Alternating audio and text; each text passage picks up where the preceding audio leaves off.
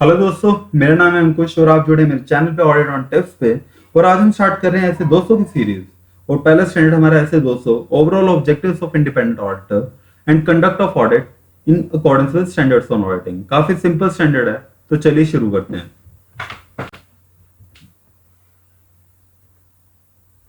ऐसे 200 overall objectives of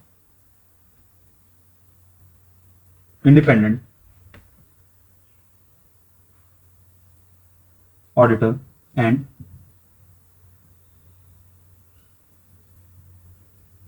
conduct of audit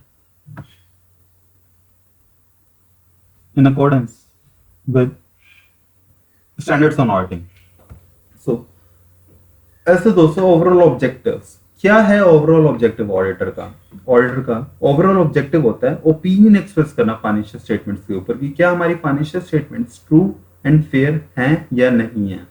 so overall objective क्या हो गया ऑडिटर का ओवरऑल ऑब्जेक्टिव हो गया ओपिनियन एक्सप्रेस करना फाइनेंशियल स्टेटमेंट्स के ऊपर कि क्या हमारी financial statements true and fair हैं या नहीं है। Now for giving that opinion कि हमारी financial statement true and fair हैं, ऑडिटर को एक एश्योरेंस ऑब्टेन करना पड़ेगा कि क्या कोई मिस स्टेटमेंट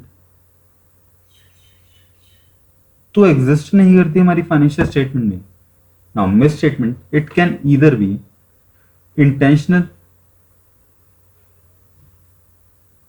और अनइंटेंशनल। जब भी कोई मिस स्टेटमेंट इंटेंशनल होती है तो हम उसको कहते हैं फ्रॉड, हम उसको फ्रॉड का नाम दे देते हैं। और अगर कोई भी हमारी मिस स्टेटमेंट अनइंटेंशनल होती है तो हम उसको एरर का नाम दे देते हैं।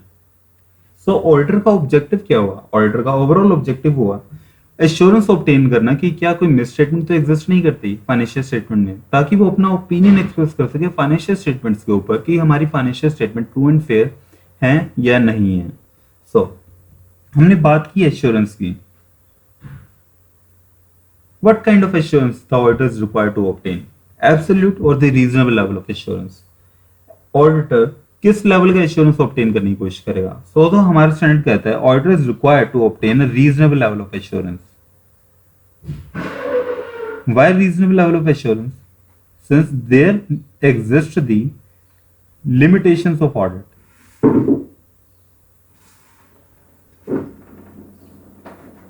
कौन सी वो लिमिटेशन है जो एग्जिस्ट करती हैं ऑडिट के अंदर? Like nature of financial reporting.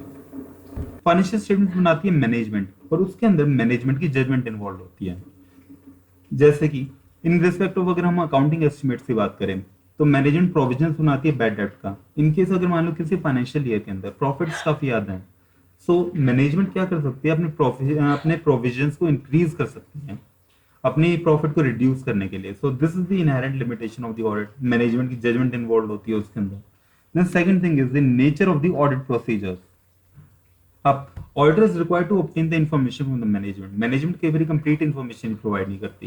या फिर अगर हम in respect of the frauds की बात करें, जो फ्रॉड्स होते हैं ये एक प्लान्ड मैनर में होते हैं।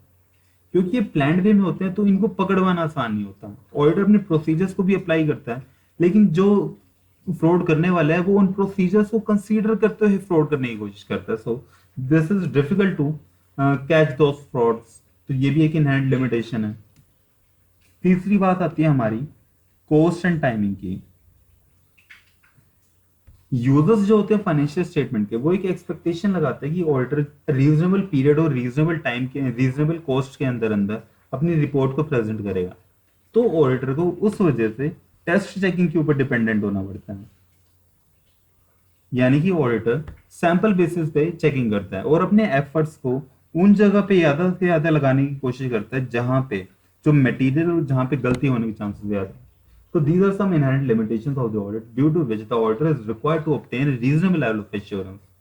Now, अगर हम पूरे क्रक्स की बात करें, what is the overall objective of the auditor? Auditor का overall objective होता है is to obtain a reasonable level of assurance whether any misstatement exists, whether due to fraud or error, in so as to enable the auditor to express the opinion on the financial statement, whether the financial statements are true and fair or not.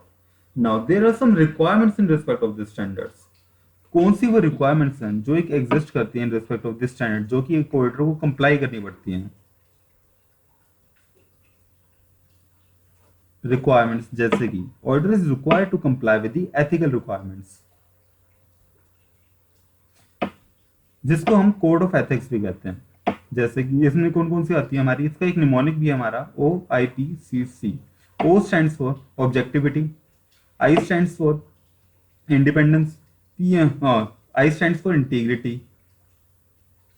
P stands for professional behavior, C stands for competence and due care, and C stands for confidentiality. So it is a mnemonic of mnemonic of code of ethics. Along with this, हमारा standard कहता है कि auditor should be independent. Auditor is required to independent throughout the audit. Independence in terms of its appearance, independence in terms of its mind. Independence auditor कब independent होता है? Basically जब कोई भी थ्रेट इन्वॉल्व नहीं होता, like चाहे वो फाइनेंशियल थ्रेट हो, चाहे वो एडवोकेसी थ्रेट हो, चाहे रिलेशन, चाहे कोई सा भी थ्रेट हो, चाहे फिर इन टर्म्स ऑफ रिलेशन भी हो गया, रिव्यू थ्रेट हो गया, चाहे जो भी थ्रेट हो गया, अगर कोई भी थ्रेट एग्जिस्ट नहीं करता then the auditor is considered to be independent. So हमारा स्टैंडर्ड कहता है कि auditor shall remain independent throughout the audit. So auditor shall comply with the ethical requirements and the auditor should be independent. This is the first thing, that is the ethical requirements. Second thing is professional skepticism.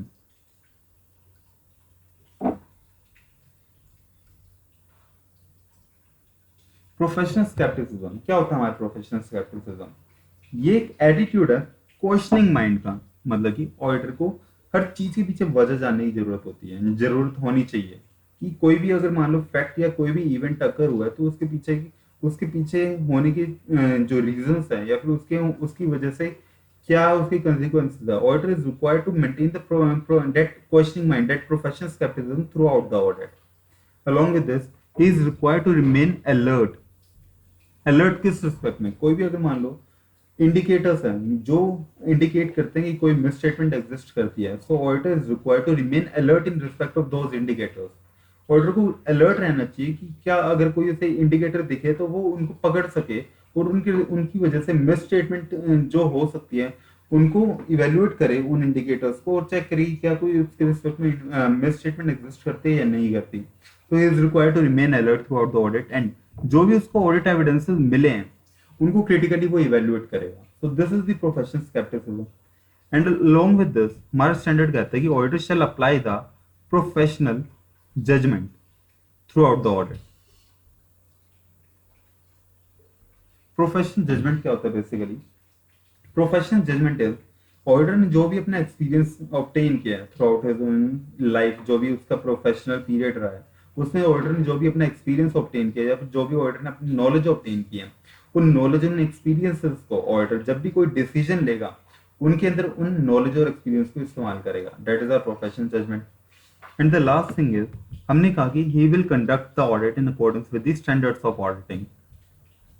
सो हमारा standard कहता है कि अगर मान लो कोई भी अगर मान लो सर्कमस्टांसेस एग्जिस्ट करते हैं जिसकी वजह से कोई भी स्टैंडर्ड रेलेवेंट हो जाता है, then the auditor is required to comply with that relevant standard.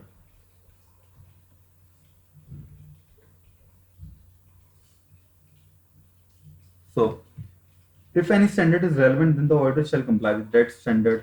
Now हम जानते हैं कि हर स्टैंडर्ड की अपनी कुछ रिक्वायरमेंट्स होती हैं.